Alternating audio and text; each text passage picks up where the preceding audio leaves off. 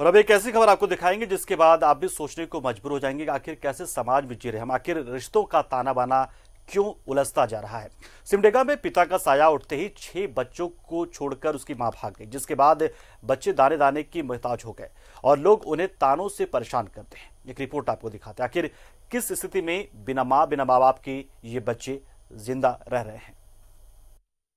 ठंडे चूल्हे और खाली बर्तन, पेट में भूख और आंखों में ममता और सहारा तलाशती उम्मीद। पिता का साया 7 साल पहले इनके सिर से उठ गया और माँ भी इन्हें अकेला छोड़कर 5 वर्ष पूर्व किसी के साथ भाग गई। सिमडेगा के लचड़ागढ़ में पाहन टोली में आज इस टूटे फूटे घर में 15 वर्षीय इशिका अपने 4 छोटे छोटे भाई बहनों के साथ किसी पालनहार की उम्मीद में दुनिया से लड़ती हुई भाई बहनों के लिए जी रही है। ये अपने भाई बहनों को पढ़ाना चाहती है। 3 बहनें तो स्कूल जाती हैं, लेकिन भाई पैसे की कमी की वजह से स्कूल नहीं जा पाता।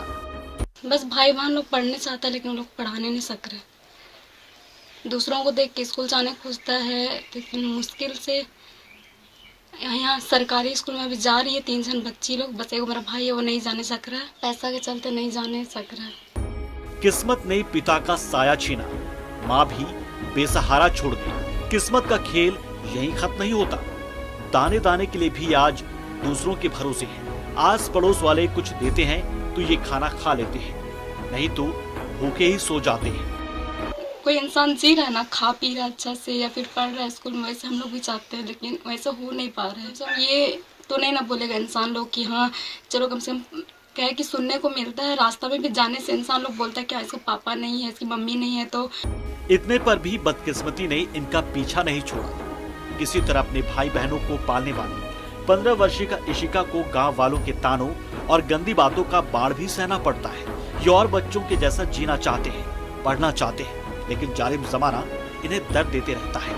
वो सब सुनने को मिलता है, लेकिन पापा थे तो कुछ ऐसा नहीं मिला, लेकिन पापा के बाद बहुत गलत चीज सुनने को मिलता है। इंसान लोग हमेशा गलत ही सोचता है कि हाँ ये लोग कैसे जी रहा है, मतलब एक होता है ना सोचने का। लेकिन न्यूज़ 11 भारत ने इसे अपनी जिम्मेदारी समझते हुए इन बच्चियों को जिले के डीसी से मिलवाया। डीसी ने इनके दर्द को सुना और उनकी दर्द भरी दास्तां को सुन वो भी भावुक हो गए। उन्होंने इन बच्चों को नियमित पढ़ने और भोजन के लिए आर्थिक मदद देने का आश्वासन दिया। साथ ही उनकी पढ़ाई की व्यवस्था करने की बात भी कही। मम्मी भी है, पर हम लोग को वो छोड़ के चली गई। इतने सारे लोग भाई बहन, हम लोग कौन देखेगा।